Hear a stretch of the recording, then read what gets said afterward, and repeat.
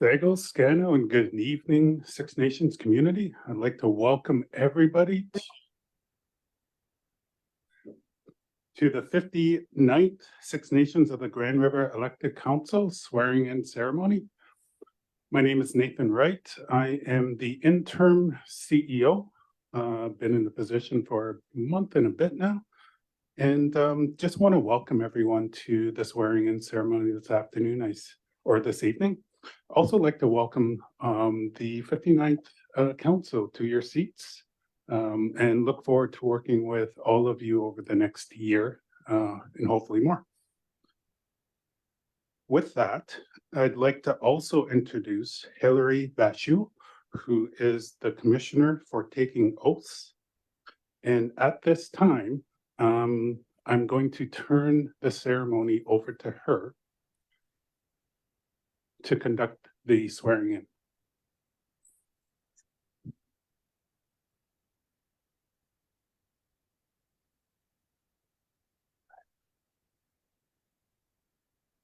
Okay, so the first candidate that I would like to call up is Elena Van Every.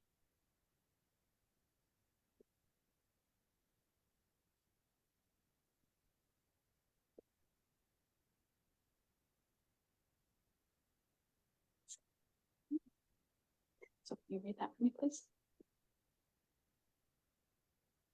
I do solemnly and sincerely affirm before the people of Six Nations of the Grand River that I will faithfully perform my duties, carry out my responsibilities, promote the welfare of the people, safeguard the security of the community, and will in no way betray the people's trust.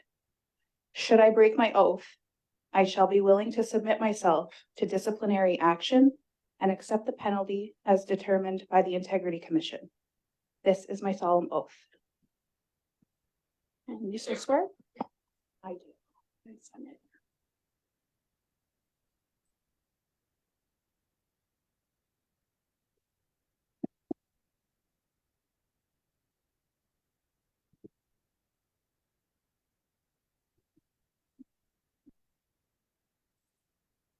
If I could next call Amos Key, please.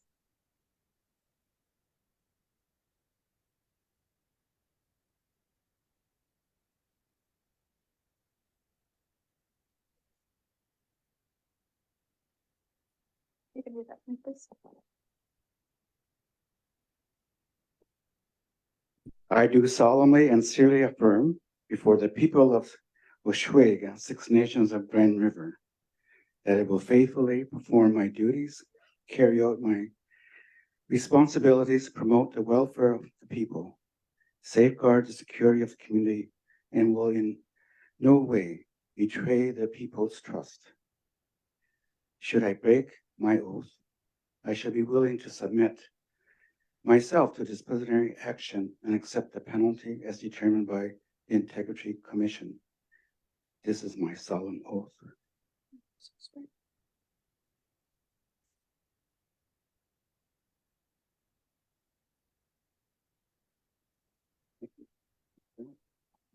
Thank you.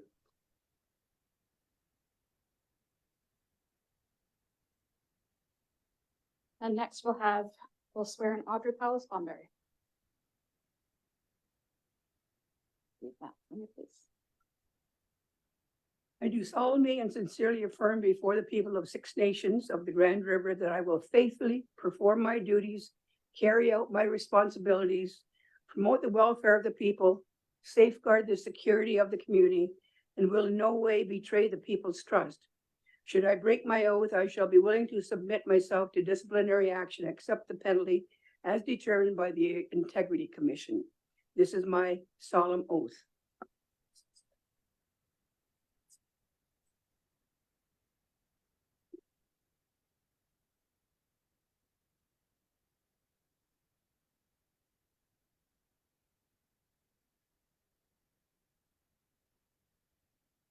A long name.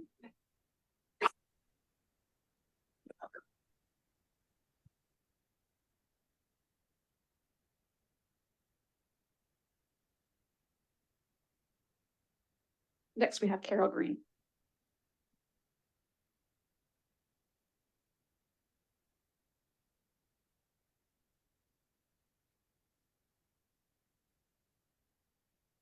that for me, please.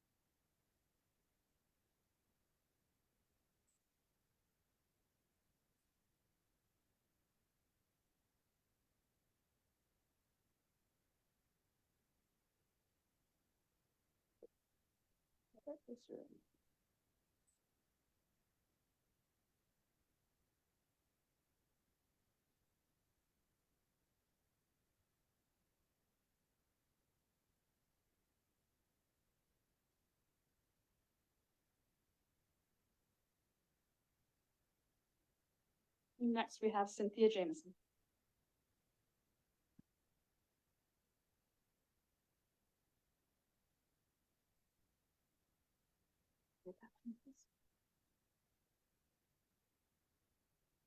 I do solemnly and sincerely affirm before the people of Six Nations of the Grand River that I will faithfully perform my duties, carry out my responsibilities, promote the welfare of the people, safeguard the security of the community, and will in no way betray the people's trust. Should I break my oath, I shall be willing to submit myself to a disciplinary action and accept the penalty as determined by the Integrity Commission. This is my solemn oath. Sign it, please. Sorry, I didn't take the photo.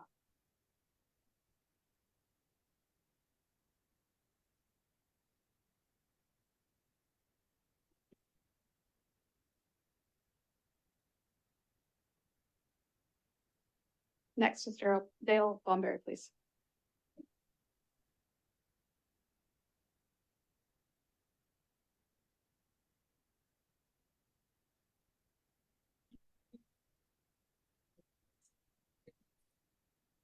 I do solemnly and sincerely affirm before the people of the Six Nations of the Grand River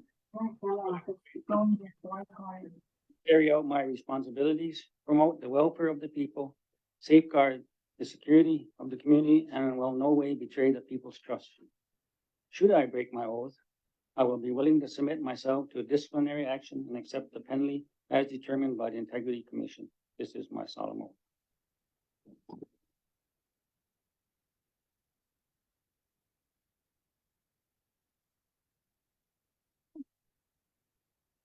Congratulations.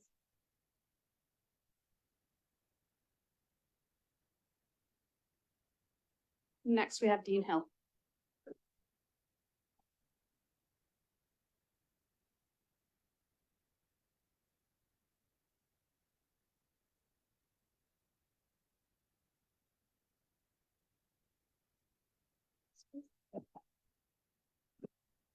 I do solemnly and sincerely affirm before the people of Six Nations of the Grand River that I will faithfully perform my duties, carry out my responsibilities, promote the welfare of the people, safeguard the security of the community, and will in no way betray the people's trust. Shall I break my oath, I shall be willing to submit myself to disciplinary action and accept the penalty as determined by the Integrity Commission. This is my solemn oath.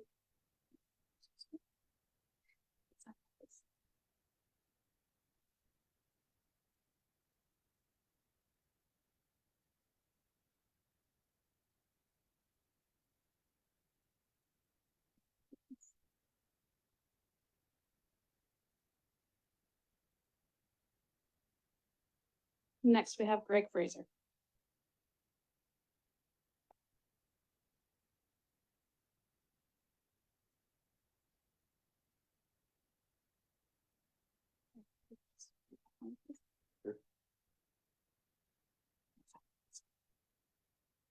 I do solemnly and sincerely affirm before the people of the Six Nations of the Grand River that I will faithfully perform my duties, carry out my responsibilities, promote the welfare of the people, safeguard the security of the community, and will in no way betray the people's trust. Should I break my oath, I shall be willing to submit myself to disciplinary action and accept the penalty as determined by the Integrity Commission. This is my solemn oath.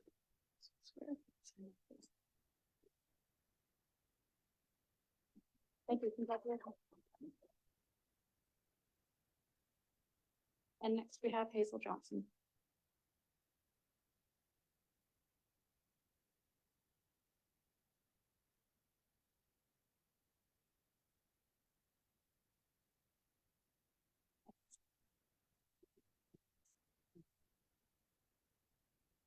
I do solemnly and sincerely affirm before the people of Six Nations of the Grand River that I will faithfully perform my duties, carry out my responsibilities, promote the welfare of the people, safeguard the security of the community, and will in no way betray the people's trust. Should I break my oath, I shall be willing to submit myself to disciplinary action and accept the penalty as determined by the Integrity Commission. This is my solemn oath.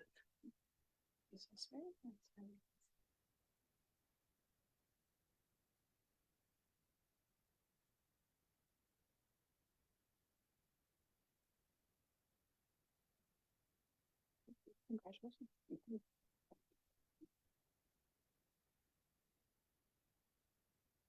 Next we have Carrie Bomber.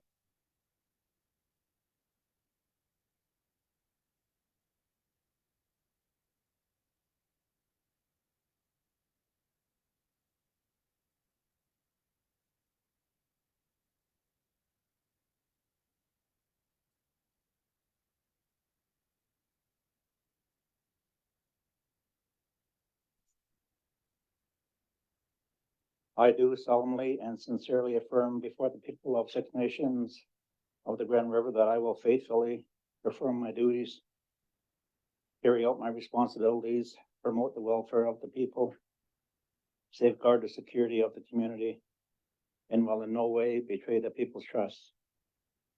Should I break my oath, I shall be willing to submit myself to disciplinary action and accept the penalty as determined by the Integrity Commission. This is my solemn oath.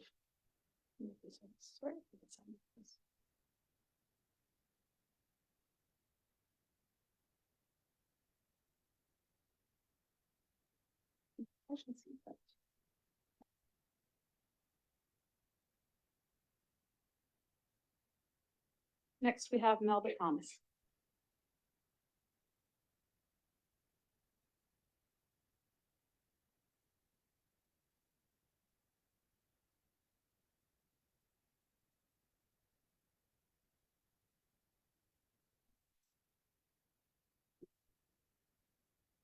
I do solemnly and sincerely affirm before the people of Six Nations of the Grand River that I will faithfully perform my duties, carry out my responsibilities, promote the welfare of the people, safeguard the security of the community, and will in no way betray the people's trust.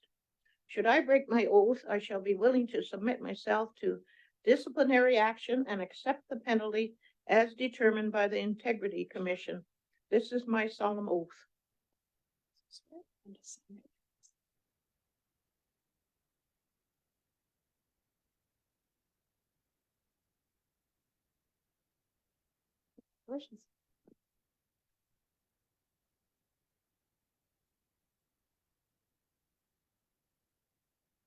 Now we have Helen Miller.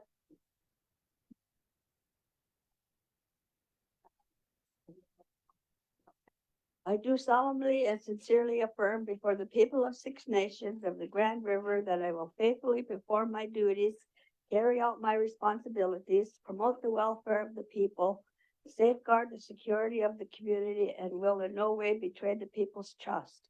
Should I break my oath, I shall be willing to submit myself to disciplinary action and accept the penalty as determined by the Integrity Commission. This is my solemn oath.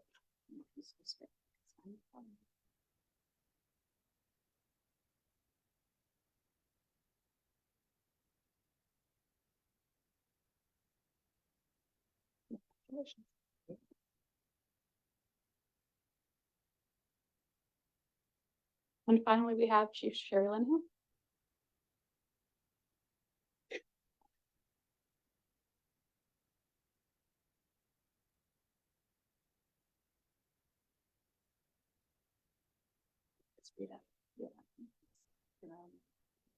People. I do solemnly and sincerely affirm before the people of Six Nations of the Grand River that I will faithfully perform my duties, carry out my responsibilities, promote the welfare of the people, safeguard the security of the community, and will in no way betray the people's trust. Should I break my oath, I shall be willing to submit myself to disciplinary action and accept the penalty as determined by the Integrity Commission.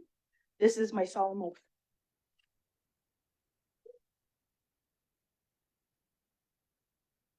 Congratulations.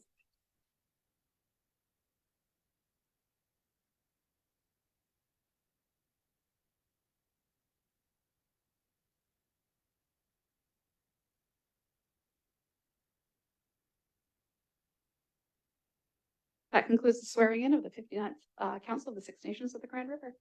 In my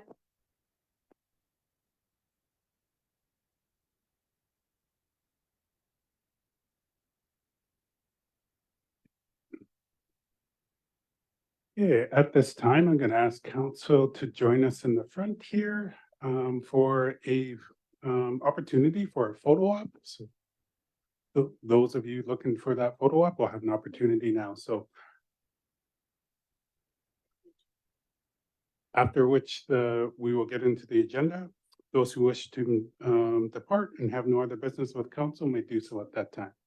So ask councilors to join us up here.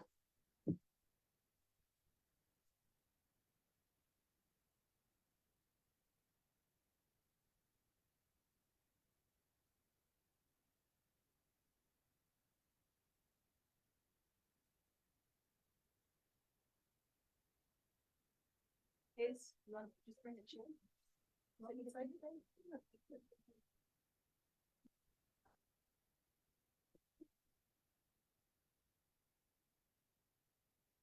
Be around? Great. Close. Means turn to your side. One foot in front of the other. There we go.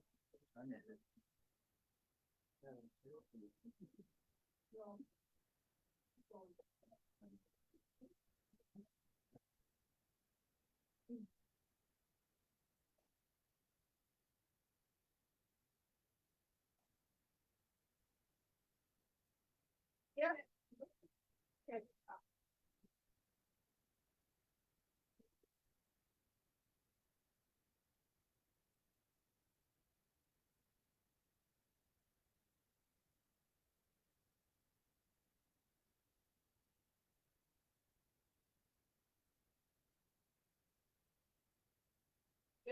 Oh, couple more. Yeah, I get my babies in that ball. All right. Exhale. You guys. Good job. Enough. Yep. Thank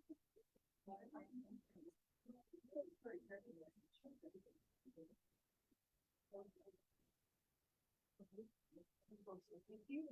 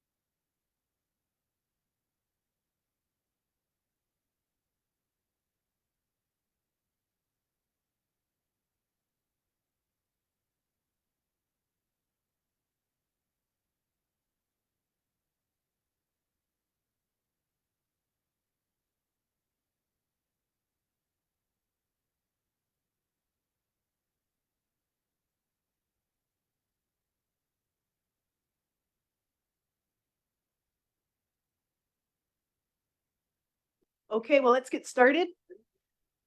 And again, thank you everyone for coming tonight and welcoming the 59th elected chief and council. And again, media conference tomorrow here at 10 a.m. So don't forget that for the media. Okay. Everybody got their pictures? Okay, before we go to the agenda, I know there's been a lot of things happening in the community. So let's take a moment of deep reflection to remember and pay respects to those that we have lost recently. Let's have a moment.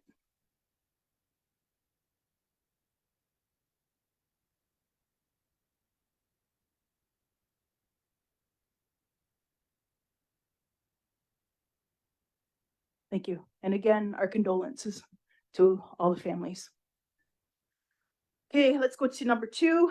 Any changes or additions or deletions to the agenda for tonight? Greg, 1.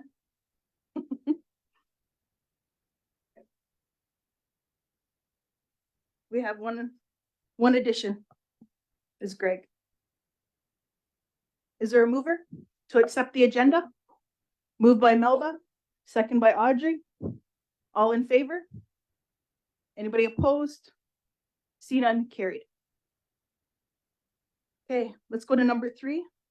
Administration review of the applicable government's documents. Do you want to take this over, Nathan? Go ahead. Brooke, if I can get the PowerPoint brought up quickly. And while she's doing that, for the new sitting councilors, we just asked that you maybe just do a quick test on the mic system. So what happens is as soon as it turns red, that means you can speak. After you're done speaking. In addition to that, as you can see on the live screen, as the speaker comes in, it pans directly to you. So the community can see who's speaking, and it'll also identify who you are right on the live stream. So we are streaming live to Facebook, and that's the technology that we have at this point to allow community to know who's speaking. So it does pan right into you as well in terms of the camera. So you have a camera there, you have a camera there, you have a camera there. In addition to that, we will be implementing kind of a mic system. So if community has comments, the community will be able to have an open mic and be able to make comments, and the camera pans to them as well. So we have the presentation, and this is just a brief presentation on some of the applicable governance documents. I just want to kind of quickly go through these. You'll see in the orientation plan that we have, we'll go a lot more in depth into a lot of these. But I have been asked to kind of go over these in a summary format, and these are in the PowerPoint is in your package under the blue tab.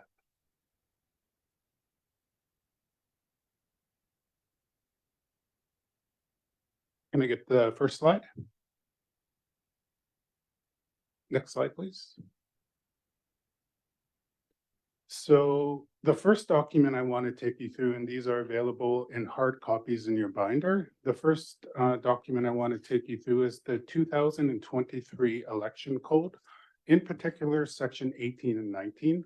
I'm not going to go over these particular sections as we will be going in depth on November 9th. But I just wanted to draw your attention to the election code as there are authorities and responsibilities of the chief in section 18 of the code.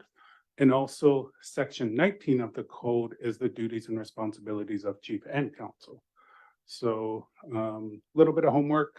I never assign homework, but tonight I am, in terms of getting prepared and understanding some of those roles. So we provided that in a hard copy of the binder for you to review. And also just a reminder, this is a new election code developed in 2023 by the election committee. So these sections might be new to some of them. and also it's good for a refresher. So I just wanted to draw your attention to that particular section. Next slide. Okay, the next document I want to draw your attention to is the code of conduct. This is a policy that we do have. And the purpose of this code of conduct is to ensure that the public and members of the council share a common understanding of acceptable conduct for members of council. So the policy goes over general integrity, it goes over the conflict of interest, it goes over the acceptance of gifts, contracts with council, permissible activities, confidentiality, conduct at council and committee meetings, election campaigns, conduct respecting staff, use of council property, as well as social media. So just highlight that. And again, this document is in your binder. And again, we'll be going over more in depth on November 9th. Next slide.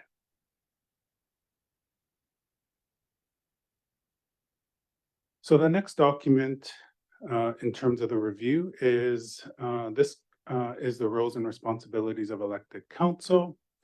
So this goes over so the elected council is the official governing body of 6 nations of the Grand River Territory. Elected chief is the official spokesperson of council. The elected chief is responsible for carrying out the mandate and priorities of council. And the the chief's primary function is to chair council meetings, act as a spokesperson of council and its committees, and represent the entire 6 Nations membership to ensure council carries out its roles effectively. So this policy covers reporting relationships, communications, meetings, emergencies, administration, general duties, as well as authorizations. So again, something for us to review in terms of the getting prepared for a more in-depth orientation. And I have one final slide, one final document to draw you attention to. And this is the roles and responsibilities of members of council.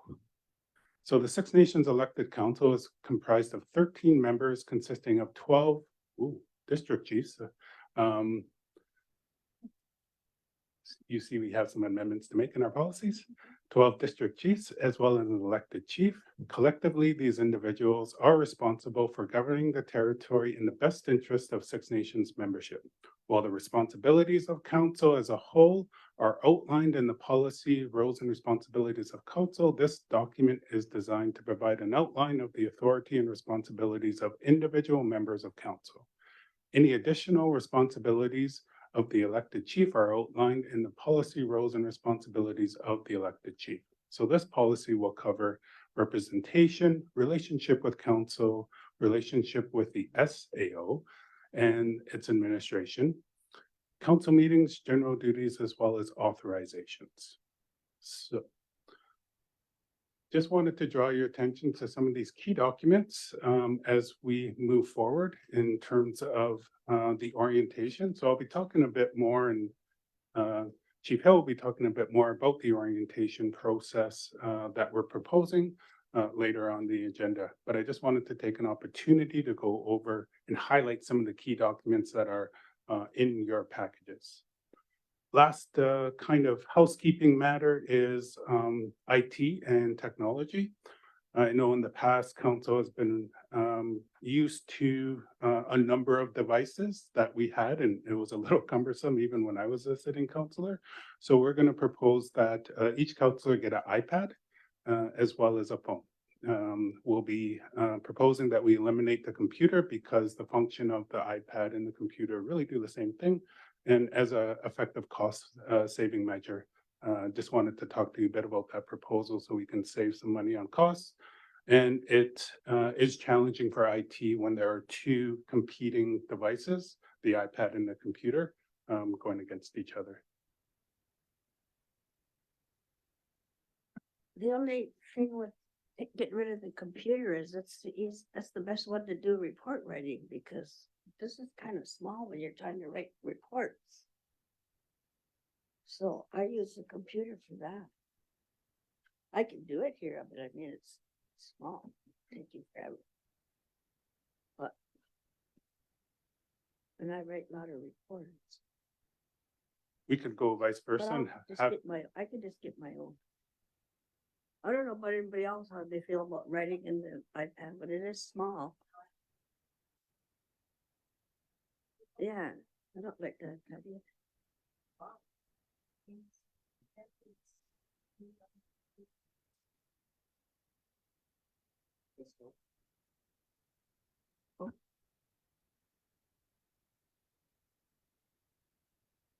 yeah, we can talk further on that. It's just we want to go to one device so that you have one comfortable device, whether it be an iPad. And I think if we talk to IT, maybe we can get a preference. It's just when you have an iPad and a computer, they compete against each other in the system and one doesn't update. Yeah. If you prefer an iPad, we'll go with the iPad. If you prefer a laptop, we'll go with the laptop.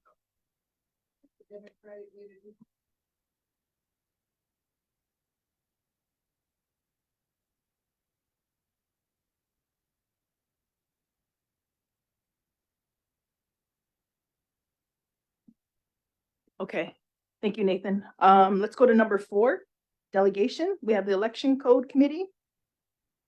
Are they doing both the same? Are they doing both the same? Integrity commission too? Yep. And the integrity commission.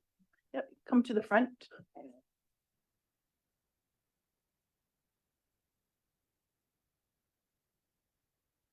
Do you need more chairs?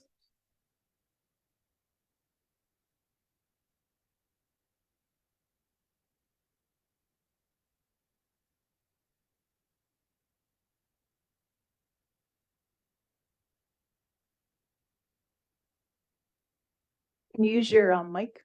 Thank you. Audrey Hill, and I've been chair of the election code review committee. And part of that was also doing. Yeah. And part of that was also one of our roles in our terms of reference was doing the integrity commission, which had been started but never really implemented. So that's what we've been out working on. And I'm just going to introduce Melanie Bumbry, who's part of our committee, Jack Hill, Sharon Martin. I'm going to let Sharon introduce herself. She don't need me to introduce her. Then she's going to do the presentation. Okay, I'm Sharon Martin. I've been around for a while. I know most of you, seasoned counselors as well as the new ones. This presentation of okay, where's lady? Is it on the? Did you want to bring it up? Brooke, can you bring it up for them? Where's this person sitting? Here, which document to start off with? Title of it. I received 3. Integrity? Yep, the integrity. The PowerPoint.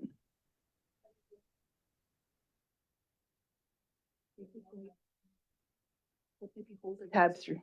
Tab green. Green tab. I'd like to congratulate everyone while we're waiting on your success for running. I've seen an awful lot of young people out voting. Oh, yes. We have hope yet that they're interested. We actually seen a baby here tonight. And it was Yeah, like. so that's gotta be the youngest swearing in. What time we're starting them? Starting them early enough. Are you good, Brooke?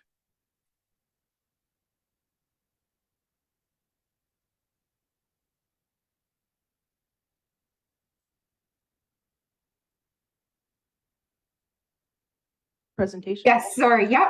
It's coming right up. Thanks, Brooke. Sorry about that, guys.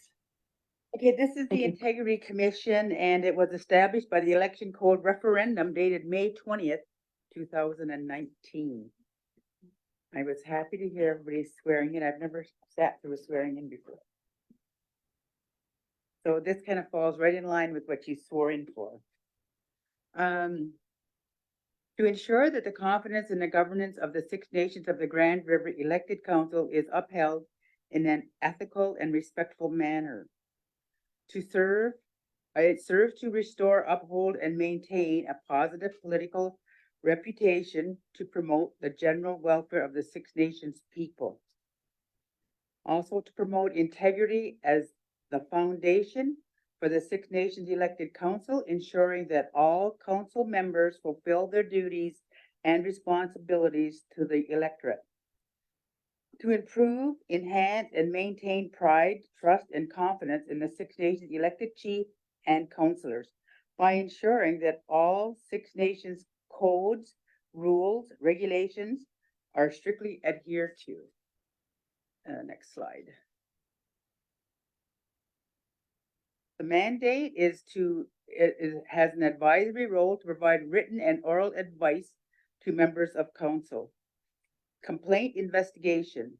Assess and investigate complaints made to the commission. Complaint adjudication. Determine whether a member of council violated the code of conduct or other governing policies. Impose a penalty to be enforced by council. Also education.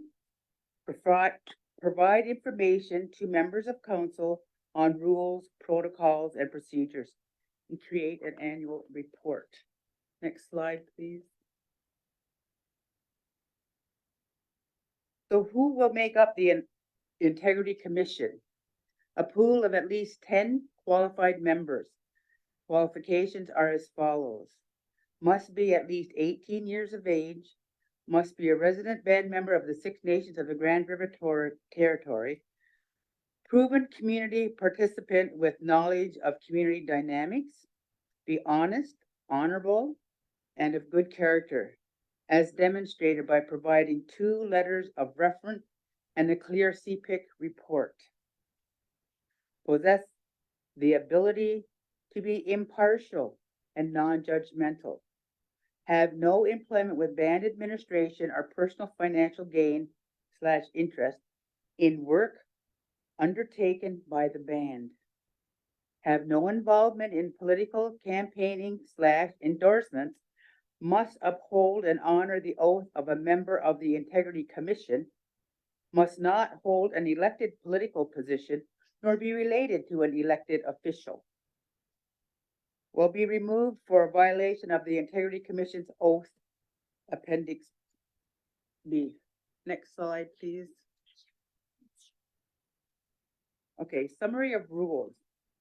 So under the CEO, they select the Election Code Commission, point of contact for the Election Code Committee, and the Election Code Committee advise and select the Election Code Committee advise and select Integrity Commission members, review complaints to ensure they are valid, forward valid complaints to the Integrity Commission for review. And under Integrity Commission, advise and educate members of council, review formal complaints made on members of council, and to impose penalties. Next slide, please. Okay, Oh, so just hang on a sec. Dale's got a question. Go ahead, Dale. Can you push your, Just a question there. You got the election code committee does this, which is advertise and select integrity commission. And then you got the election code review complaints assuring they're valid. So shouldn't that be the integrity commission once they're established that they review all the complaints? Because you got the election code committee doing it and then the integrity commission. That's just, am I reading it wrong? No, you're reading it right, but we're going to keep that, can you use your, add Thank a you. layer. want to add that layer of separation from council. Yeah, but it's not our council. It's I know, but it's with the CEO. he's not part of that. Oh, yes, he is. It just says point of contact for the election code committee. Let me see your notes. The CEO, yeah, selects the election code committee and point of contact. But at the same time, that's the person that we work with because we don't work with council. Yeah. Okay, so the election review committee itself is going to stay, and not the whole committee, Mhm. just a group of us, say, three of us are going to continue because it has to be implemented. So There's a we- recommendation going to the CEO Yeah, tomorrow. yep. To have that happen. It hasn't happened yet. But that would be our recommendation, that 3 members of the current election code committee stay on to get the integrity commission set up. Yeah. Yep, That's our plan. 1 second. Dale, can you shut your mic off? And go ahead, Mel. Once the complaint comes in, election code committee will review it, make sure it's valid, and if there's anything missing, it'll Yeah, go it's- back. Yeah, But in once there. it's valid, then it goes on to the integrity commission. They take care of it all. Okay, What about next. Buffer, we're that measure of separation from both. It's another layer from council. It's further down here. Okay, Okay. can you shut your mic off? And I have, Carrie, then Helen. Yeah, you say the integrity commission has a pool of 10. So how many would be needed to make a final decision on? 3, I think it's 3. It says 3. Oh, did it say 3 in here? but they have to Oh, be screened too, Carrie, to make sure that they're not related to them or having, Yeah. that whole thing. I mean, there's no point in having an integrity commission with council and then our integrity commission mhm. isn't honorable. So we have to make sure that they're very, not having a conflict. That's why we'd like to have a rule of 10. Yeah, okay. Okay, thank you. Helen? Yeah, this has changed completely from the way it used to be. The CPO was the one that dealt with the complaints. The CPO is the one that put the commission together to do it. I don't know how the election code committee got into that because it's not really the responsibility of the election code committee. Yes, it is. I hate to disagree with you, Helen, but it is very much a part. There was, we were supposed to remove the, how could you say it? We were supposed to remove, because the CPO was a part of council, we were told in the terms of reference that we were not to, that we had to take that away from the, we had to take it away from that group because it wasn't part of it. Maybe you can explain it better. Come on out. Helen, can you, I are just you, want to get it right. can you just- because see this- Helen, put your button off? Thank you. Previously, it was part of the CPO to do all the middle person, but now it's been switched to the election code. Nothing's changed within the integrity commission.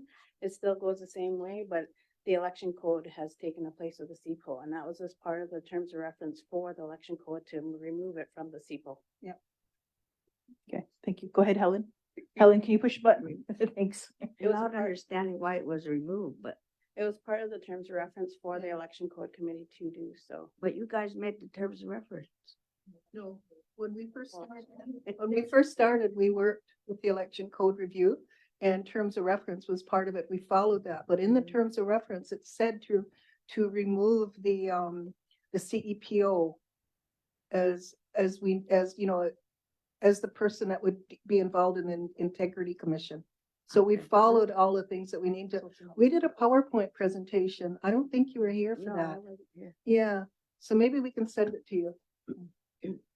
That PowerPoint presentation that we did that outlined why we separated from them. It was our last one. I didn't bring it tonight or else I'd make a copy of it for her.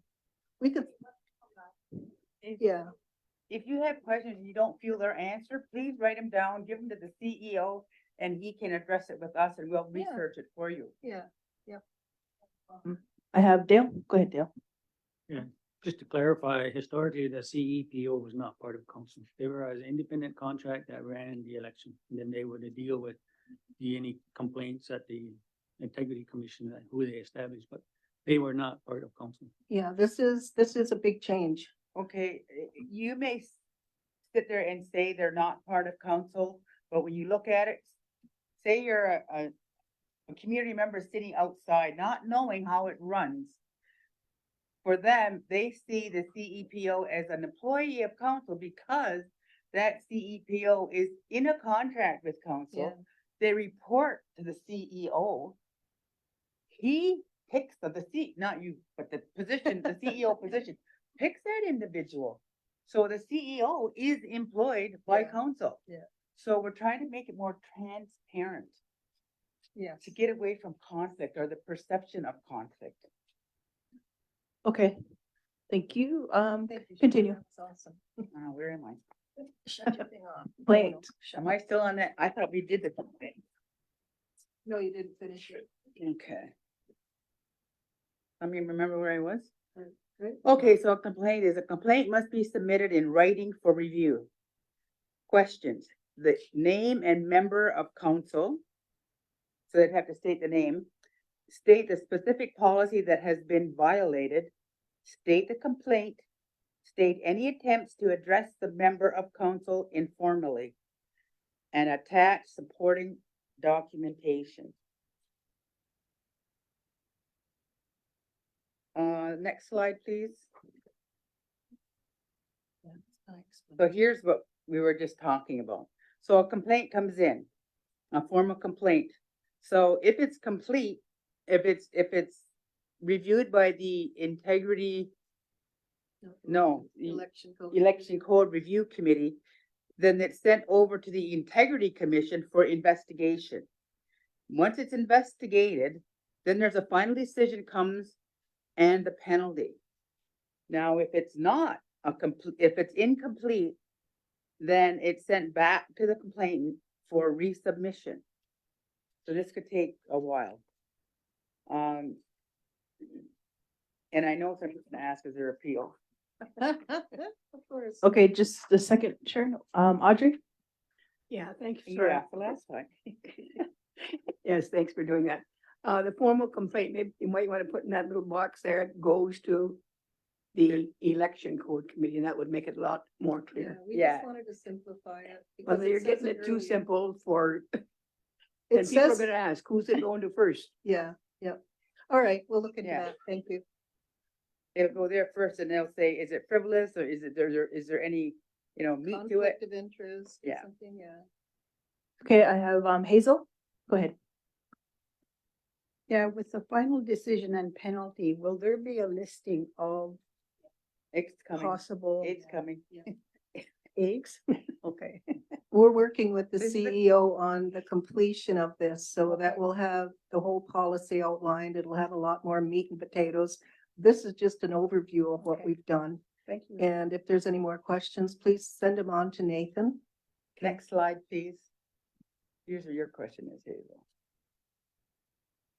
Okay, so these are examples of penalties. Depending on the severity and frequency of the complaint, a reprimand or suspension of the remuneration paid to the member in respect of his or her services as a member of council or any local board, as the case may be, for a period of up to 90 days, or 3, removal from council for frequent, repeat, or multiple disciplinary actions, or for not cooperating with a discipline meted out by it. So you signed that tonight. Number 4, removal from membership of a committee or a local board. Or 5, removal as a chair of a committee or local board. Or repayment or reimbursement of monies received. Or return of property or reimbursement of its value. Or a request for an apology to the complainant, to council and the community. That's the end. Okay. Any other questions? Helen? Okay, there's only one issue I have with the Integrity Commission. Incidentally, I was referred to the Integrity Commission at one time because I did something I wasn't supposed to do. So I know how it works. They kept it confidential. The whole point of an Integrity Commission is to keep council accountable, is to keep council transparent to the community. But they kept my complaint confidential, and they kept my punishment confidential. And I was so mad because they did that. They were supposed to let the community know that there was an issue with me. That's the whole point of an integrity commission. In Brantford, Brantford's integrity commission, they talk about it right at the council table. But this committee, they were secret, everything was kept secret, and I was so mad because I knew it was supposed to be out in the open, but I know it was gonna be against me, but I knew it was supposed to be out in the open, and I wanted it out in the open, and they wouldn't do that, so I'm hoping the way you got this set up, that it's gonna be public. Because that's what it's for. We're We being, discussed that. yeah, we did, and there That's what it's is, for. we need to report not only to council, but the community. Right, you need to let the community know what the complaint Yeah. was, and you need to let the community know So the we had investigation discussions part of around, it and your punishment. we had discussions around, in a report, do a yearly report to council, but not naming names. We could name an incident and the punishment, but we didn't feel that naming names was. Finding We somebody want your isn't name, well, transparent. it's up to. You're right, you're right. I believe what you're saying, and I believe that part of this changes is to make sure that it is public. Right, And that's part of the pressure that keeps people in line, right? Because you know that what you're supposed to do and not supposed to do. And then if you know that you're gonna be investigated and the jig is up to the community, then yeah, you'll think twice about it. yeah, I agree, It's gotta be. It's a good question, thank you.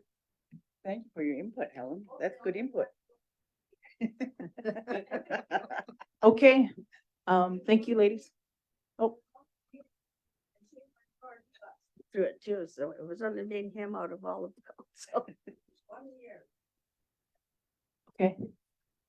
All right, Cynthia? Can you push button? Somewhere in here I read, I don't know where, but it spoke about council having a fiduciary trust obligation to the community, which we do. No ifs, ands, or buts. Then it went on to say, and therefore council has a duty to undertake something about direction of council or some such a wording, I can't remember, but it seemed to me, what if the direction of council is breaking a trust? Then I would think the trust, the fiduciary trust to the community trumps anything council might say. How do you deal with that?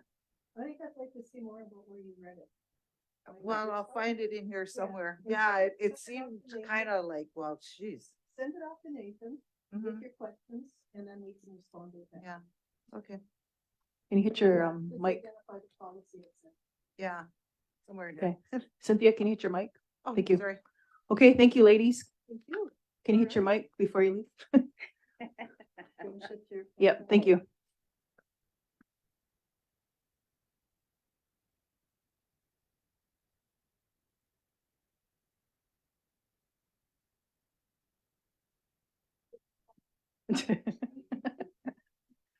Okay, let's move on to number 5, administration, council signatories.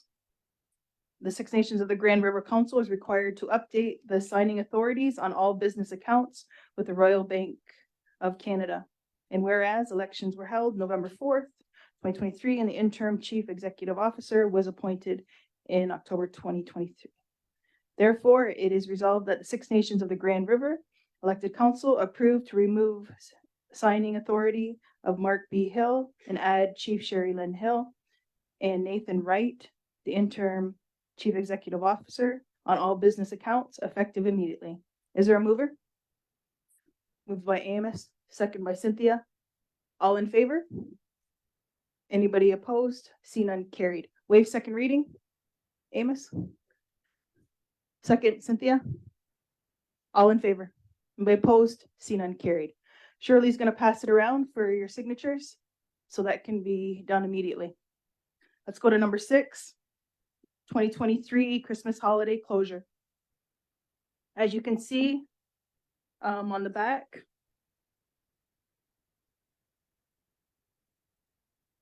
where the closure is, the 20th of December, close at 2, and then resume, again, January 2nd.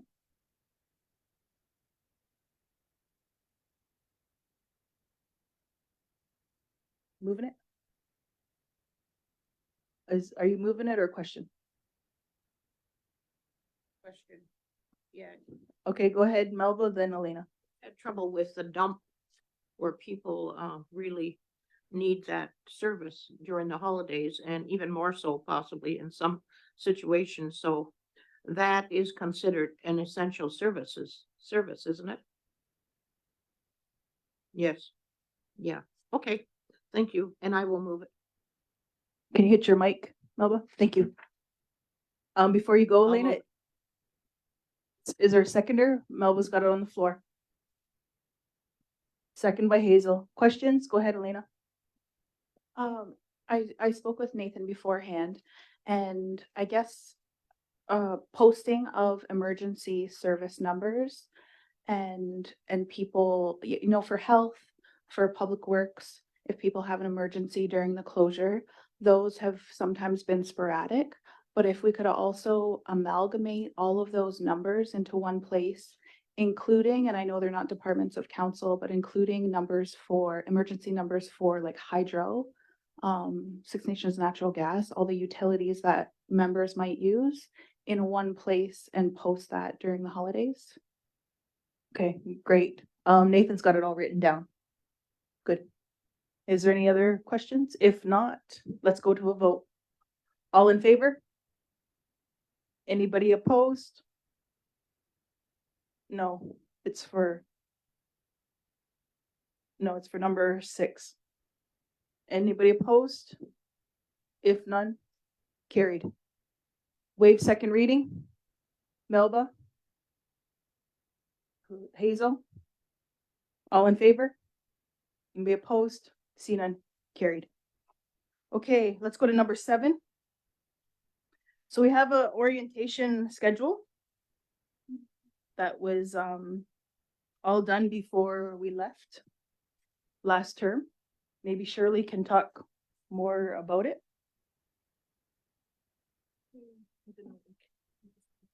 Yep. Not yours. Okay. Should be on the front flap, or maybe on the back flap. It looks like this. Okay. So this is the work that the chief's office, Jill Hill, and has worked on over the last, along with Amy Lickers. So she's created this orientation for you for it's full time. It's pretty extensive over the next 2 months. So this is the schedule. So just take a look at it. If you have any questions or if there's any major conflicts, you just need to let our office know so that we can make a change to it.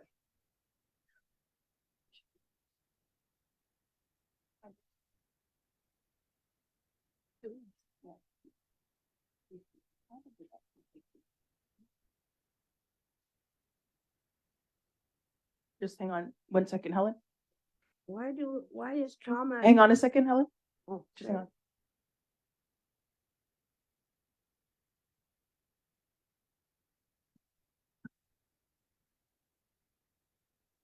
No.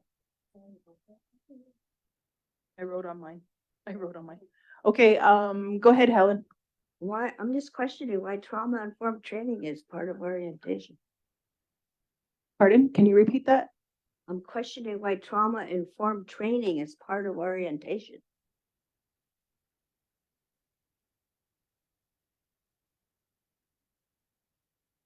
Well, I'll answer the best I can. This is a specific program that was designed specifically for chief and council through Ganel Kushra. And because it's part of some of the training that employees will get, but it's designed specifically for chief and council. It's imperative that you go. It's they put a lot into it. So and that's why we put it first. Okay, thank you. Helen, can you hit your button? Thank you. Any other questions? Go ahead, Cynthia. What's the time on the 9th? The time frame, it doesn't have, I don't see anything on there. Yeah, okay, so the 9th will be, that's Nathan's day. That's the day he spoke of on the slide for the governance training. So, but prior to that training, what we've done is we flipped that, so that policy training will be on the 10th and the governance training will be on the 9th instead. So that's just been switched as of this afternoon. So we'll get you an updated calendar and we'll send it out tomorrow in email to all of you so that you'll all see the changes. So the first part is, this is something the chief has requested, is to have that dedicated time just with her council prior to starting the actual orientation. That's the Orientation on the 9th, And yes. what time is it in? It's for 9 a.m. 9 scheduled. to 4? Yes, it's all day, yes. And it'll be held here in the council chambers. Did you want to say anything, Nathan? Oh, no, go ahead. Cynthia, can you shut your thing off? Thank you. Helen, go ahead. Can you, put your mic on? That's 15 full days in a row. Isn't that a bit much? You're gonna burn your council out in the first month of being in the office. Okay, so Helen, we've just found out for previous experience that previous councils have always said, I hit the ground running. I wasn't shown things. We're trying to give this opportunity to this 59th elected council. You may be familiar, but we have half of our council are new faces on there, We so. gotta do orientation, but 15 days in a row? Well, it's intense Yeah, we training. do You're, maybe 2 yeah. weeks and then wait another month and do 2 more And weeks. yeah, I don't disagree with you, but they feel that this is something that's important to this council. Who's they? This was scheduled and created through the chief's office, so that's the best I can explain, so. Yep, Helen, can you shut your mic off? Okay, any other questions? Okay, Dale? I mean, I agree with Helen somewhat to the point, and my reasoning is more the fact that I just have some things going on, work-wise and personal-wise, is just the time-wise. I mean, I know a lot of the information is relevant and important, but I just know time-wise, it's gonna be a little bit difficult. I mean, just to get started, because I just like to finish up those projects and wind things down a bit before we get in. So just time-wise, I'm just gonna have to play it by ear, and I'll have to let you guys know, because it's just, I got people relying on me. And totally understandable, because we just got told Saturday. I seen a hand, Hazel? I agree that this is really packed close together, and I don't think anybody was prepared for this to be this stringent at the beginning. Like tomorrow, I'm sure Dale and Carrie and there's a funeral tomorrow. So, and that's at 2 o'clock. So I don't want to start off and be missing. I want to be here to hear everything. So I'm just wondering how we're going to handle that. I just think it's so packed tight right from the get-go. Thanks. Again, we can get more into it, later. And as you can see, the Chiefs of Ontario. And if you want to come to the chambers, you're welcome to come to watch. That's just like you can see as 21, 22, and 23. Those ones. Yeah. And subject to change is what I'm hearing here. Yeah. Cynthia? Yeah, I'm not seeing, mind you, I'm just looking at it right now. I don't know whether council reviewed this previously. I'm not seeing a benefit here. Just for example, here, like there's governance, like it's gonna be all day, for example, governance and code of conduct. That's what I say, I'm not seeing the benefit of spreading this over that many days and community standards. I don't see it. And I think what I thought we would also do is hear from, and I just looked at it quickly. I thought we would hear from the departments, like a quick, those of you who have been sitting on council are very aware, but just a quick synopsis of what they're responsible for. But more to the point is, what issues are they facing? That's the sort of thing I would like to know. These other things, of course, it seemed to me just quickly looking through here, they're pretty well captured in these policies and that we're to make ourselves aware of. And like site visitation, Mother Earth, like again, maybe there's more to it that pertains to us than meets the eye, but it's not meeting my eye when I read this. Okay, can you hit your mic, please? Sure. Yep, Nathan's gonna reply. Yeah, just a few things on observation. One of the areas in terms of the governance is the GNUCH, what do you say? Yeah. The governance model is something to go over because in terms of the last council, I don't think the work was completed on that governance model, nor was the work completed in terms of the council moving forward on that. So there's a lot of work in terms of going through the committee process, the portfolio process, and that all fits in with the departments. The reason and the thinking behind the site visit is, the previous council, as I was sitting there as well, talked a lot about wanting to go out and meet the staff, talk to staff, and understand and go directly to the departments, because that's something that we've never really done in terms of meeting the staff and also seeing the departments. So we were looking to schedule those site visits so that you can go out to Public Works, you can go to and meet the staff there. You can go to Ontario Works and meet the staff there. You can go to social and meet the staff there. You can go see the fire department. A lot of us haven't gone to the academy in terms of the counselors, in terms of the fire academy, and seeing the great work that's going on there. So that was the thinking behind the orientation and the site visits. All of the department leads are currently developing their presentations, just as you outlined in terms of that synopsis. So that'll take an hour, but it's important to kind of go out and meet the staff. And So where see. does that happen, Nathan? Starts on the 20th. No, I mean where we hear from these departments and a synopsis of what they do. Yeah. So and their issues. Where is that in here? starts on the 26th. 27th, sorry.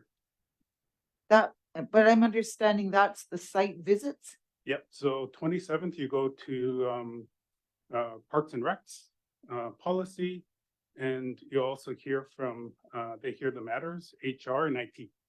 Okay. So for example, using that 28th site visit.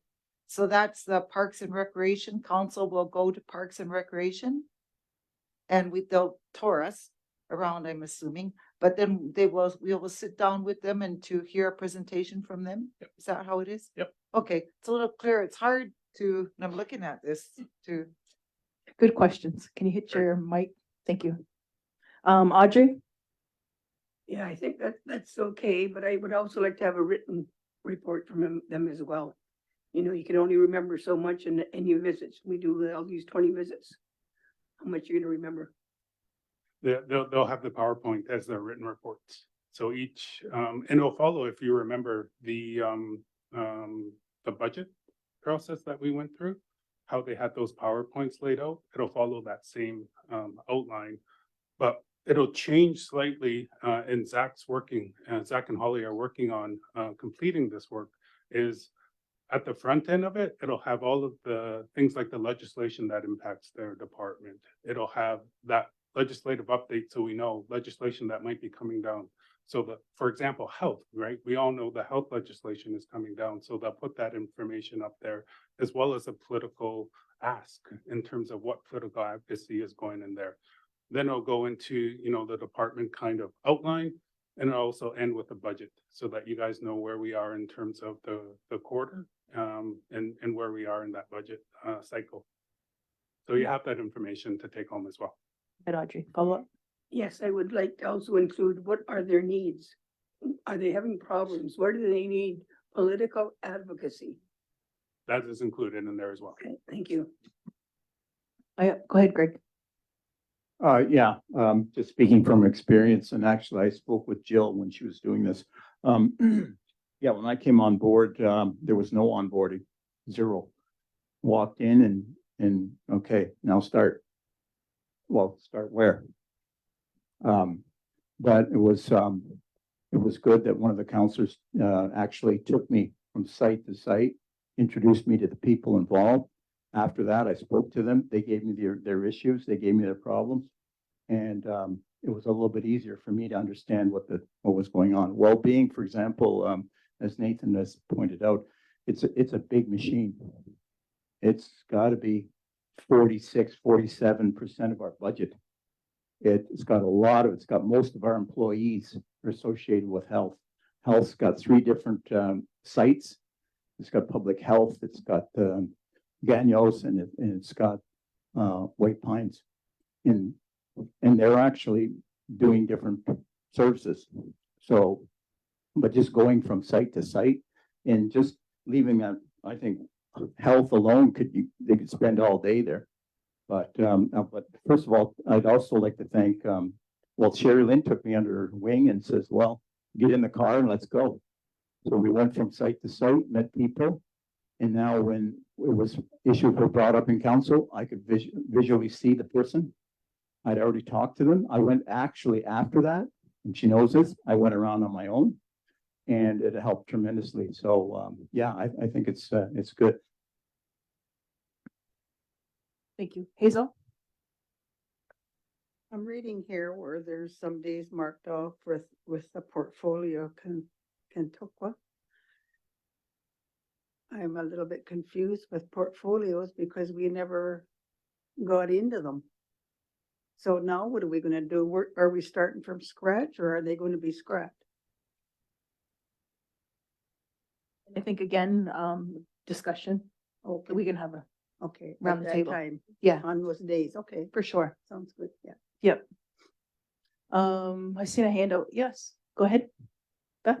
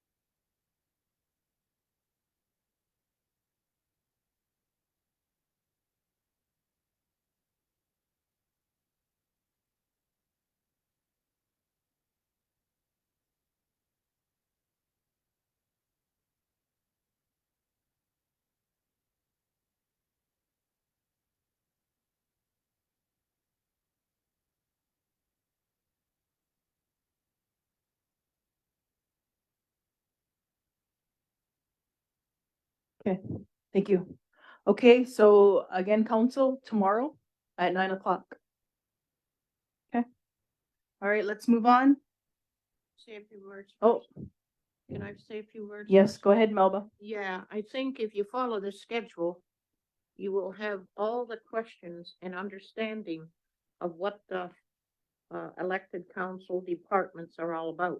If you do not, you'll be coming back to this chambers or asking others, what's that about? Who's that?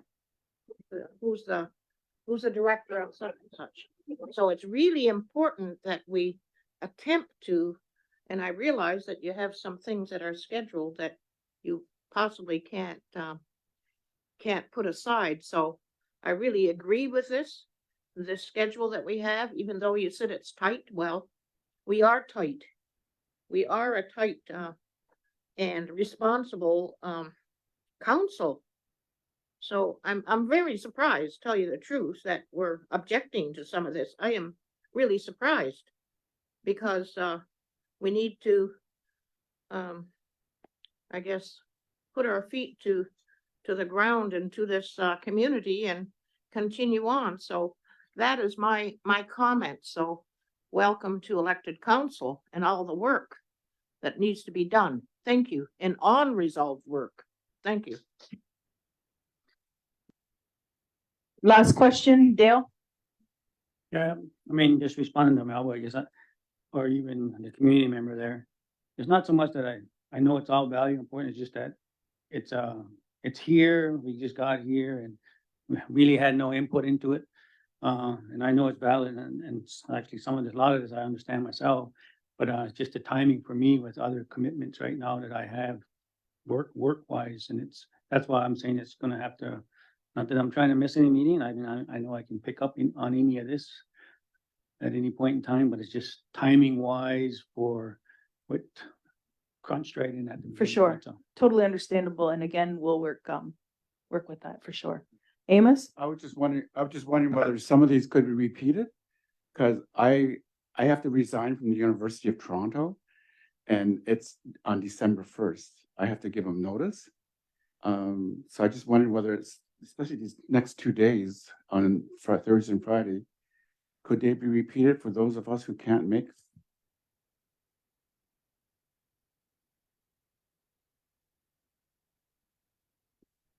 One idea is we could live stream it and show the video. And everyone that have access to the video afterwards, so that. That would help. Good old technology. But AI. Okay, all right. So that's the schedule? Okay. All right. So the next one, let's go to number 8. We have the Chiefs of Ontario Fall Assembly. It's in Toronto. Appoint to attend. For myself, I'll be going. Anybody else want to come with me to the Chiefs of Ontario Fall Assembly? You want to go, Greg? Greg? Leslie? Would you like Leslie or Carol? Okay, everybody get that? Just making sure. Just a comment, there's three in-camera meetings that I really think is important for council to attend. So Leslie and Greg will have to attend one of those and they can share. Okay. them. There's 3 of them Okay, and they're important meetings. can you just speak, just so these guys can hear you? No, you gotta move your mic down. Oh, there you go.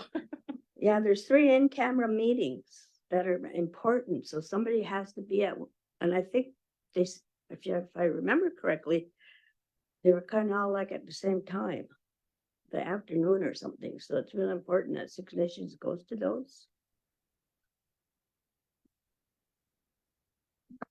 Okay, so I have myself, Greg, and Leslie going to the Chiefs of Ontario Fall Assembly. Is there a mover? Moved by Audrey, second by Amos. All in favor? Anybody opposed? Seen and carried. I'll do waive second reading at the end. Okay, let's.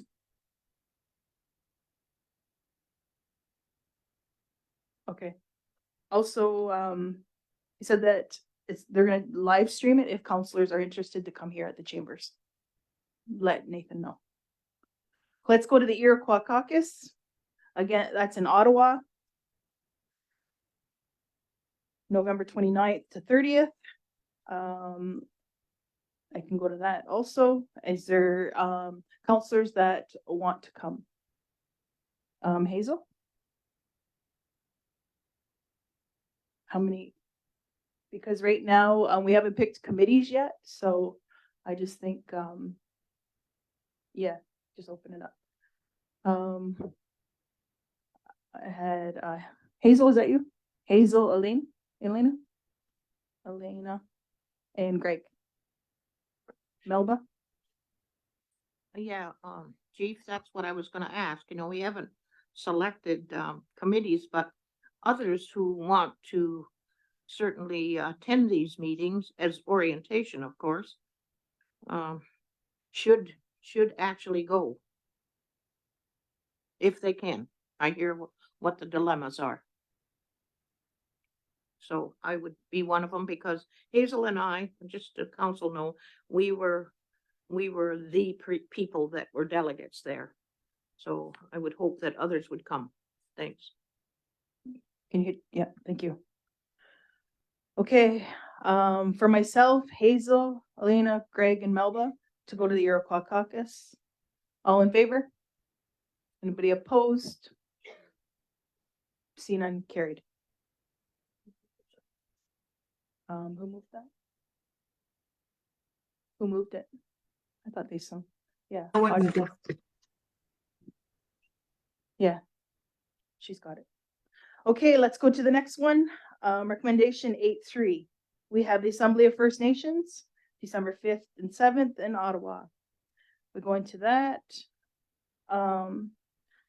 Would go to that. Okay, we have Audrey, Dean, Helen, Amos. Okay. Cynthia? I want to speak to it, but I'm not. Okay. All right. I got your name. You want to go? Okay. Okay. Go ahead, Cynthia. Yeah, this is for a Special Chiefs Assembly in Ottawa. And if memory serves, it seemed to me, but more or less, sorry to be so sarcastic, but it seemed an excuse to have the big Christmas party, would it seem to me. Now, this one is a special assembly to elect a national chief. And the thing is, there are 6 candidates running right now. Yes. 2 from Saskatchewan, 2 Manitoba, 1 Alberta, 1 Ontario. And I would think in preparation before anybody goes anywhere is we could call upon Nathan to call upon whomever to put us together information on these 6 candidates, including an invitation for them to attend in person or virtual. So we know.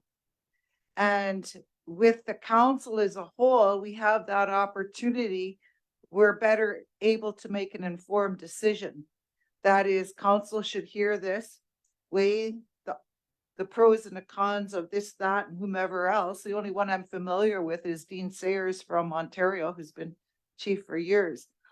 And I don't know how anything about the other candidates. But anyways, I think if we could have that and have information, maybe we have a special meeting so we can hear from these folks, and then council can decide who, if any, we want to support there. And then that would be your mandate then for attending that meeting.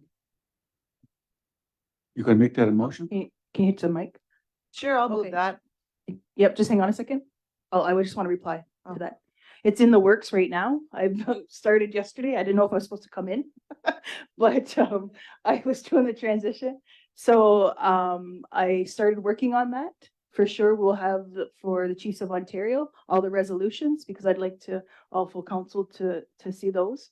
Also the assembly, some of those candidates have reached out to me already. And I'm getting all of their information already to let full council to see the backgrounds and also for the resolutions during the assembly. So it's all in the works right now. Okay, thank you. Audrey? Sorry, I think that's a great idea. And I last time we had the same opportunity for the Chiefs of Ontario. They did a virtual meeting with us. So we were able to ask questions and get answers and see who the people were. So we could arrange that. That would be ideal. Only person, well, Dean Sayers, and I also know Sheila North, who's quite respectable, respected, and she's kind of like a real gung-ho kind of candidate. So it would be nice to see who the other people are. Make that decision. I'll second her motion. I'm already, we're doing it, so it's already, I'm already working on it. And we're setting those up too. Dale? Yeah, I agree with Councillor Audrey in regards to them maybe having a virtual presentation so that we can hear them and listen to them. And see who they are. Yeah. For sure. I agree. Helen? David Pratt, he's running. I met him because he brought a delegation down here last summer to tour our birthing center. So I kind of know him a little bit. Seemed like a decent guy. I don't know. But anyway, he gave me a pair of, I think they're beaver mitts, great big beaver mitts. I'm supposed to be bringing to council to put in the case out there. I just haven't got around to it yet. But I also got the Mohawk Bible I'm supposed to be bringing in to put in the case out there. Mayonnaise, I got that one. But yeah, so he's about the only one I really know other than Dean, but they're not gonna elect nobody from Ontario. Never. But I want to find out who all said they were going to the AFN. I heard a bunch of So, hands. yeah, so I have myself, Audrey, Dean, Helen, and Amos. Yep. I thought I seen Leslie put her hand up. Oh, did you too? I'll Okay. take my name off No. then because there's too many. I don't need to go. Okay. All right. Cynthia, do you got a question? I do. Comment? Does Six Nations elected council have a position on its affiliation with the AFN? You're probably reading the last quite a few years, there's been severe criticism on the whole Assembly of First Nations. That is, they're supposed to be an advocacy body. And it seems like all they do is gather the chiefs and sort of say, okay, I'm the grand or the national chief, and here's all the chiefs and that. Seems to me just to sanction their actions, because what it appears is they have become a power unto themselves versus being an advocacy body. That's why I'm asking, is there a position of the council on its affiliation with the AFN? Okay, can you hit your mic? Sure. So I think during the orientations, this council can have a discussion and where you guys, what direction you guys also want to go.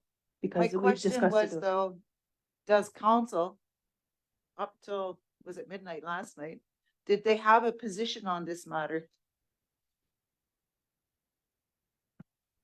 So again, AFN doesn't speak for Six Nations. We speak for ourselves. We go there to get information, but the bottom line, we sent a letter there that they know that Six Nations speaks for themselves. Helen, you got your mic on, or did you want to? Yeah. Go ahead.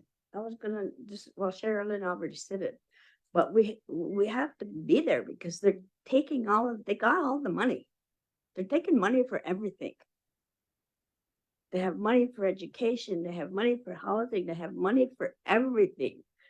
And it's all going to them. So we need to be there to find out what's going on with this money.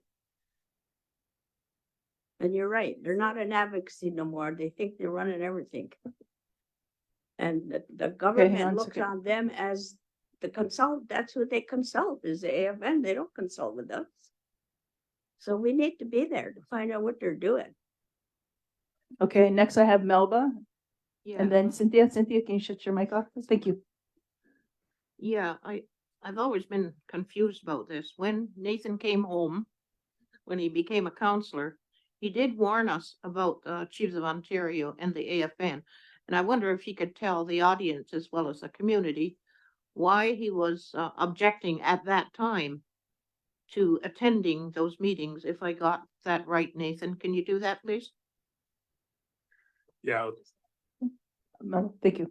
I'll just be repeating what Helen said. The concern was the amount of money that the AFN receives in terms of not only consultation dollars, but advocacy dollars on our behalf. So I know there was a lot of work to determine what those consultation and advocacy dollars were, because as Helen said, when you look and you break down per area, you have to kind of hive off and ensure that those advocacy dollars and that consultation dollars come this way. If they're putting out, and I think this is a live example, is the health legislation. AFN's been given a contribution agreement on that health legislation to get agreement across the board. Our monies are included in that contribution agreement that the AFN is getting. And we have already agreed by the AFN accepting that money. So as Helen said, it's important to go there to formulate our objection to something like the health legislation that's going to deeply impact this community that the AFN has already taken X number of dollars for on our behalf without our permission. So that's the example. And you can have that example across the board. I'm really concerned about emergency services and the amount of money that the AFN is getting on our behalf for emergency services. to basically have AFN rubber stamp on our behalf. And then I could go on and on and on, but the Métis issue and the Indigenous issue is another one where the AFN has taken a pan-Aboriginal approach. And you look at it from the standpoint that the government just wants to put us all in one pool. Those dollars that, you know, the legislation's coming down, now we're going to have to share with the Métis Nation, but getting a little. Okay, thank you. I have Cynthia, then Greg. Did you have anything, Cynthia? That's good. Okay, Greg, go ahead. And then Hazel. Yeah, exactly. I've attended a couple of the meetings, and one was health. The thing is that, yeah, we should be there because we object to a lot of their resolutions sometimes that pass. We object to the direction they're going. A lot of times it's heavily favored to the West, and the West seem to have a lot of influence.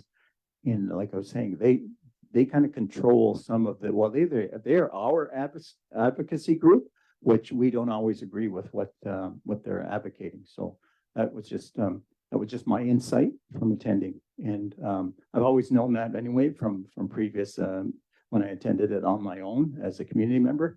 So yeah, just to Nathan's point that we should be there and we should be aware of how that funding flows. Okay, Hazel, then Dale. Yeah, I just want to ask about, since the AFN is like a lobby group, basically, and, you know, is it possible that they could be asked, that's my phone, sorry. I don't know where it is, I have to look for it.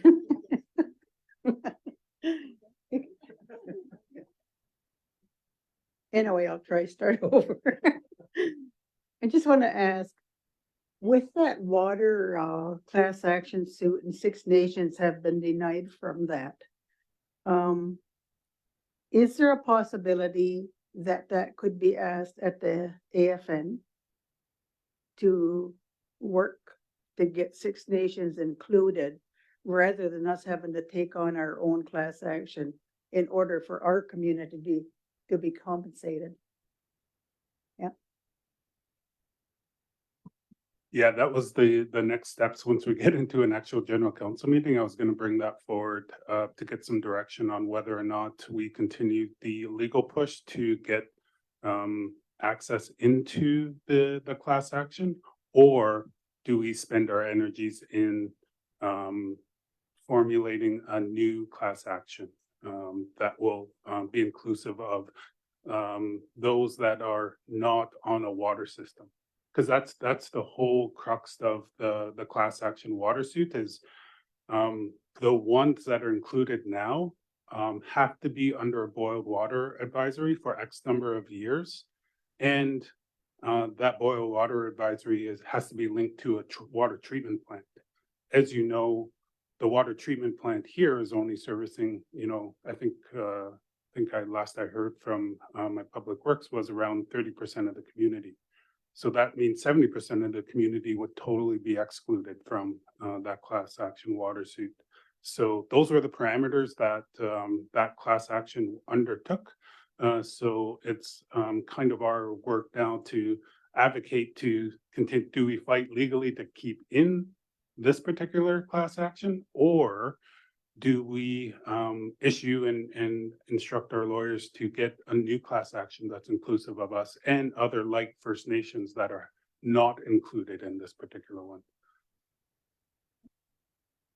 Okay, I have Dale and then Amos.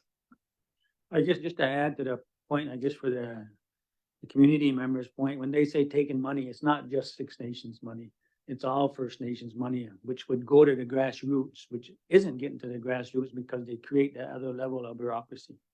And they do have a lot of programs, service delivery and health, social, everything all across the field. So I guess that's when they say they take money, they're taking money from all First Nations across Canada that do not get it in the grassroots.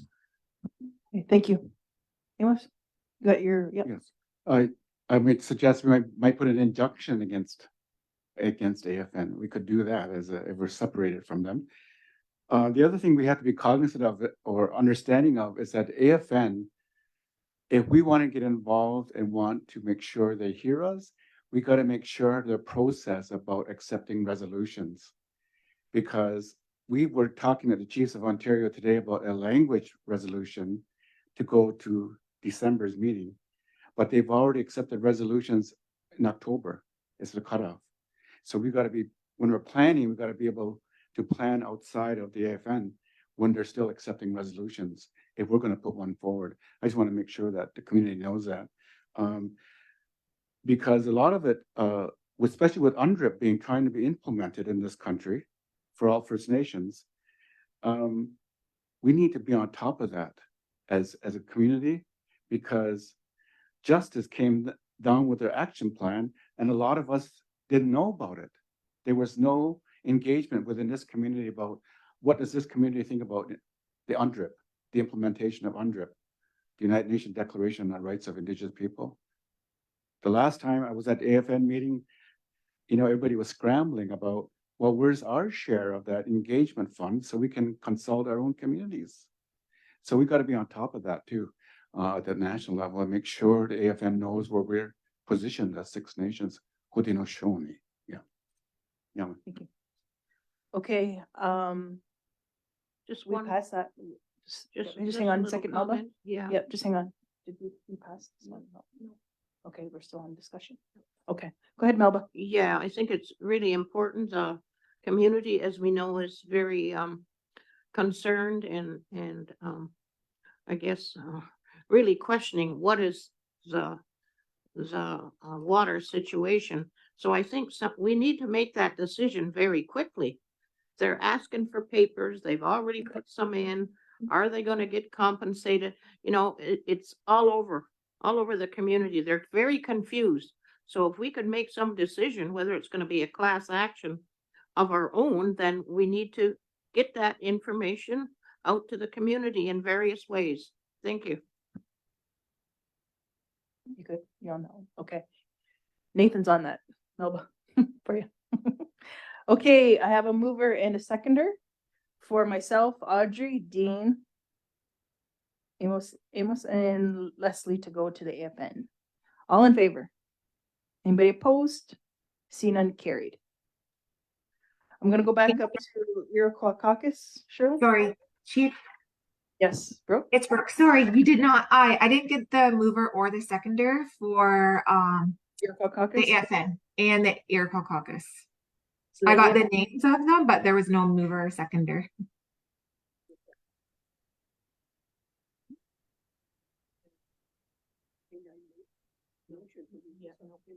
No. Okay, so let's go back to the Iroquois Caucus. Great, thank you. All right, mover, Audrey. Seconder? Who's not going? Melba, you're going. Is there, okay, Carrie.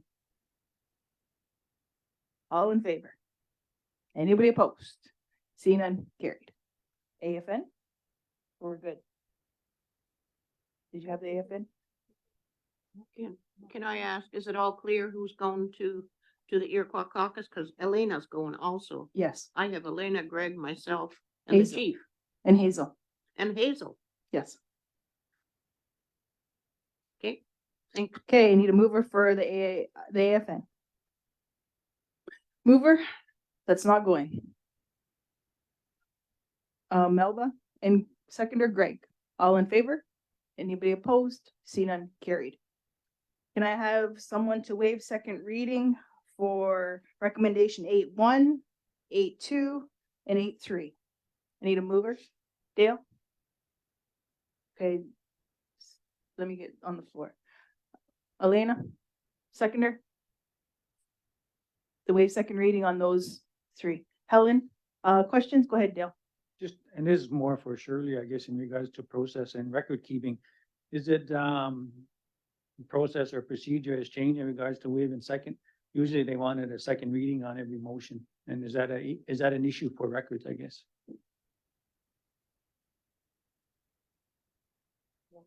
Okay.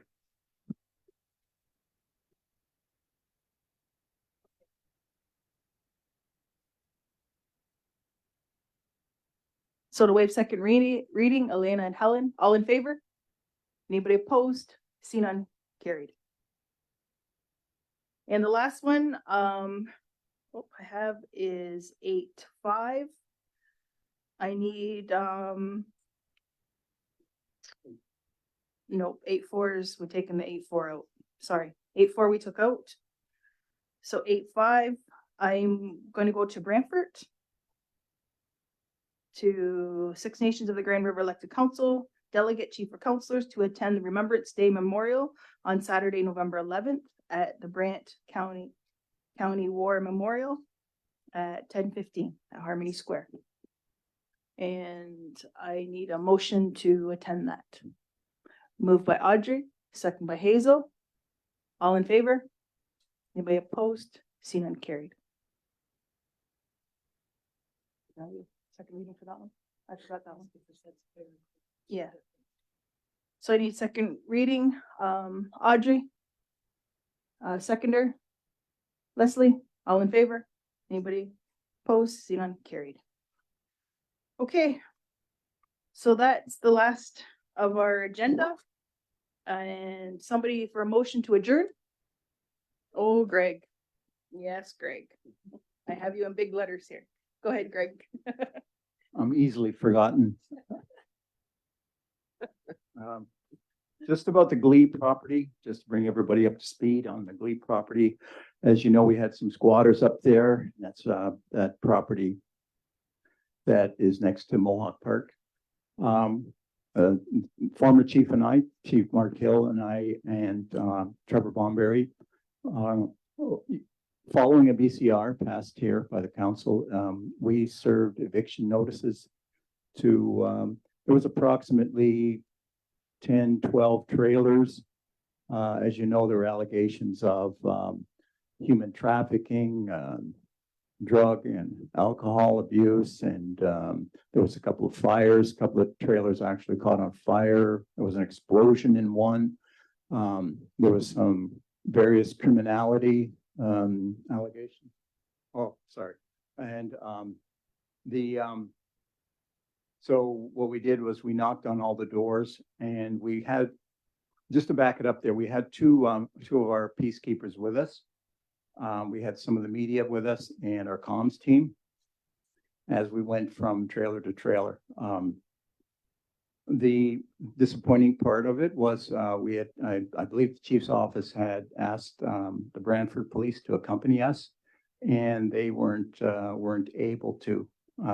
I'm not aware of the reason why, but it would have been a better, I think it would have more impact and be a little bit more collaborative if we had both police forces involved, but we just had our police force involved, which was fine. There was no incidents at all.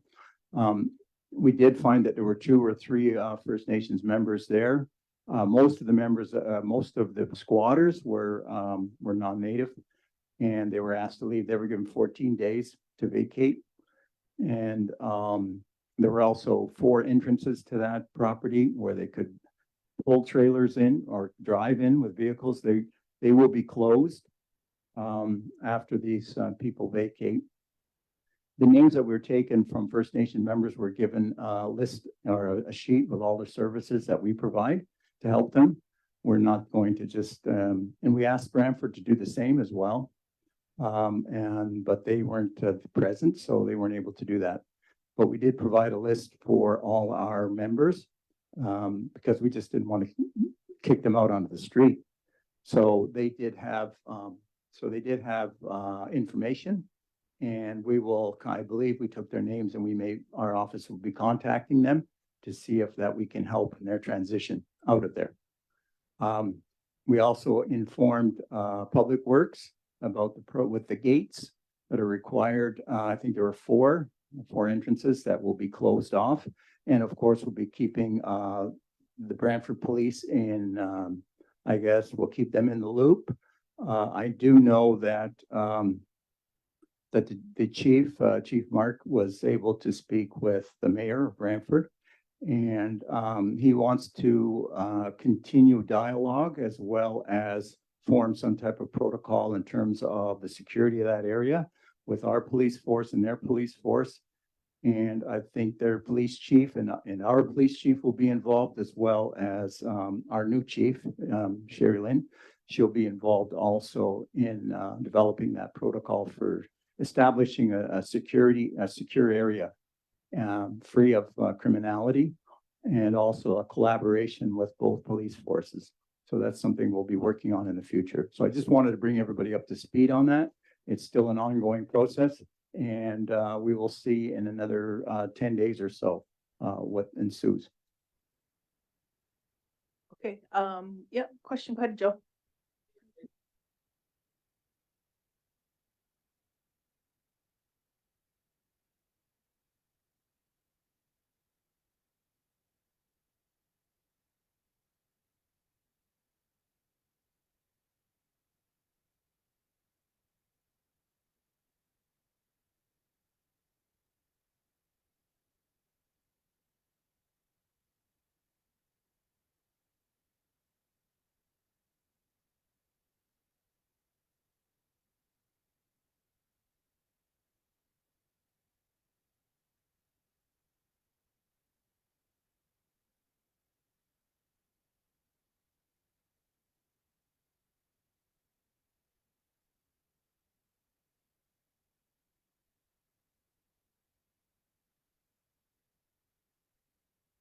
Thank you, Joe, for sure.